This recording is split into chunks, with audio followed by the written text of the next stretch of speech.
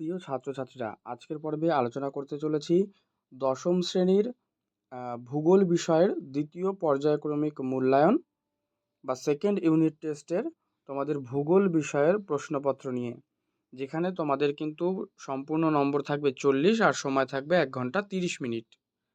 তো এই প্রশ্নপত্র আমি আলোচনা করব এবং তার সাথে এর উত্তরগুলো নিয়েও আলোচনা করব এবং ডিসকাস করছি। দেখো, প্রথম তোমাদের বলে দিই, প্রশ্নপত্রটা বিভাগে ভাগ থাকবে, ক খ গ ঘ এইভাবে।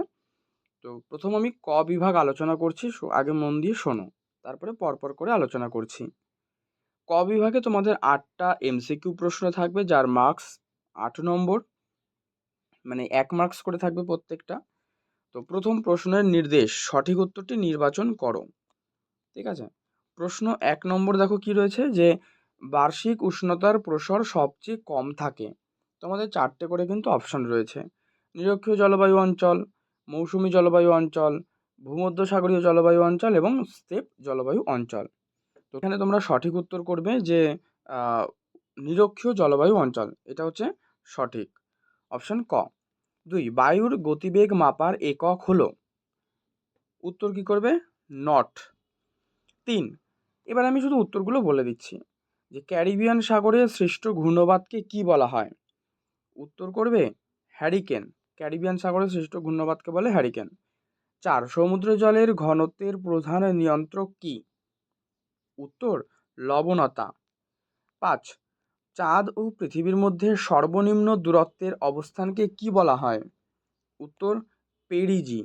আচ্ছা, অ্যাপোজি কাকে বলে এইটা তোমরা HW দিলাম, এটা তোমরা এই কমেন্টে জানাবে, ঠিক আছে? নেক্সট, 6, ভারতের সর্বপ্রথম মোটর গাড়ি নির্মাণ শিল্প গড়ে ওঠে কোথায়? গড়ে ওঠে, উত্তর করবে এটা হচ্ছে যে হিন্দ মোটরে। ঠিক আছে, ভারতের সর্বপ্রথম মোটর গাড়ি নির্মাণ শিল্প কেন্দ্র গড়ে ওঠে। 7, বিশুদ্ধ কাঁচামাল নির্ভর শিল্পগুলির পণ্য সূচকের মান সাধারণত কত হয়? উত্তর করবে 1-এর সমান। পৌর জনসংখ্যা বেশি ভারতের যে রাজ্যে, তা হলো, উত্তর মহারাষ্ট্র। পৌর জনসংখ্যা বেশি ভারতের রাজ্য হচ্ছে মহারাষ্ট্র। এইটা তোমাদের 8টা এমসিকিউ প্রশ্ন কমপ্লিট হলো। এবারে তোমাদের আলোচনা করব বিভাগ খ। এই যে বিভাগ খ, এখানে তোমাদের রয়েছে শুদ্ধ অশুদ্ধ, এক কথায় উত্তর, শূন্যস্থান, স্তম্ভ মেলাও, এমন কতগুলো পার্টের কোয়েশ্চেন। তো সেগুলো আমি আলোচনা করছি, দেখো উত্তর সহ।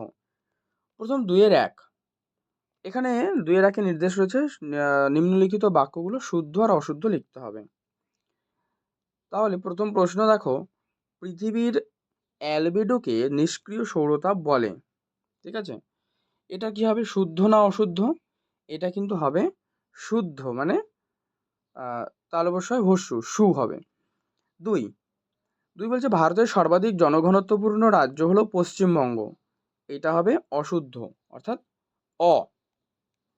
এবারে শূন্যস্থান পূরণ, চলো এই যে শূন্যস্থান পূরণ, 2-এর 2, উপযুক্ত শব্দ বসিয়ে শূন্যস্থান পূরণ। বায়ুমণ্ডলের সর্বাধিক উত্তপ্ত হয় কোন পদ্ধতিতে? পরিচলন পদ্ধতিতে। 2, গম উৎপাদনে ভারতের কোন রাজ্য প্রথম স্থান অধিকার করে? উত্তরপ্রদেশ। এবারে 2-এর 3, একটি বা দুটি শব্দে উত্তর দাও। আচ্ছা, এটাও 1 মার্কসেরই কিন্তু প্রশ্ন রয়েছে, সমুদ্র ও স্থলবায়ুর বৃহৎ সংস্করণ কোন বায়ুকে বলা হয়? তোমরা করবে সাময়িক বায়ুকে এই সমুদ্র ও স্থলবায়ুর বৃহৎ সংস্করণ কিন্তু বলা হয়। এরপরে তোমাদের 4-এ রয়েছে, দেখো বাম দিকের সাথে ডান দিকের স্তম্ভ মেলানো আর কি। এখানে 3টে পার্ট রয়েছে, 3টে উত্তরে আমি বলছি, দেখো মিলিয়ে দিচ্ছি, তোমরা দেখে নেবে। যেমন প্রথম রয়েছে কি মগ্নচড়া, তাই না? তো মগ্নচড়া এইটা হবে প্লাঙ্কটন, খ, লাল কালি দিয়ে আমি দেখিয়ে দিলাম। এবারে দেখো আরেকটা কালি দিয়ে আমি দেখিয়ে দিই, যে বান ডাকা। বান ডাকা কি হবে? ভরা কোটাল, যেটা কিন্তু 2-এর সাথে হয়ে যাবে 1। আর প্রতিপাদ স্থান, এইটা হয়ে যাবে গৌণ জোয়ার। ওকে, 3টে তাহলে আমি দেখিয়ে দিলাম অ্যারো দিয়ে, 3টে কালি দিয়ে। এবারে তোমরা চলো তোমাদের পরবর্তী বিভাগ গ। এখানে 2 মার্কসের প্রশ্ন, 2-3টি বাক্যে লিখতে হবে, যেগুলো প্রশ্ন রয়েছে, বিশ্ব উষ্ণায়ন কাকে বলে? জোয়ার ভাটার 2টি সুফল লেখো। পুনরপ্তানি বন্দর কাকে বলে? তারপরে রয়েছে দেখো, কোনো দেশের জন্মহার বলতে কি বোঝানো হয়েছে? এইটা। আরও প্রশ্ন রয়েছে পরবর্তী পাতায়। তো এখানে বিভাগ ঘ রয়েছে, তো এই বিভাগ ঘয়ে রয়েছে 3 মার্কসের প্রশ্ন, দুটো রয়েছে, দুটোই লিখতে হবে। যেমন রয়েছে দেখো, যে চরম আর্দ্রতা ও আপেক্ষিক আর্দ্রতার পার্থক্য, আর মুখ্য জোয়ার গৌণ জোয়ার কীভাবে সৃষ্টি হয় সেটা ব্যাখ্যা করে লিখতে হবে। কমপ্লিট। এরপরে তোমাদের রয়েছে বিভাগ উম। বিভাগ উম, দেখো এখানে তোমাদের 5 মার্কসের দুটো প্রশ্ন, দুটোই করতে হবে। প্রশ্নর একটা হচ্ছে যে ঘনীভবন ও তার ভিন্ন যে রূপগুলো রয়েছে সেগুলো আলোচনা করো। আরেকটা রয়েছে বিশাখাপত্তনমের লৌহ ইস্পাত শিল্পকেন্দ্র গড়ে ওঠার কারণগুলি বর্ণনা করো বা লেখো। এই দুটোর মধ্যে যে কোনো তুমি কিন্তু দুটোই তোমাকে লিখতে হবে, যেহেতু 5 মার্কস করে দেওয়া রয়েছে। ঠিক আছে, তো দেখো সম্পূর্ণ প্রশ্নপত্র নিয়ে আমি আলোচনা করলাম।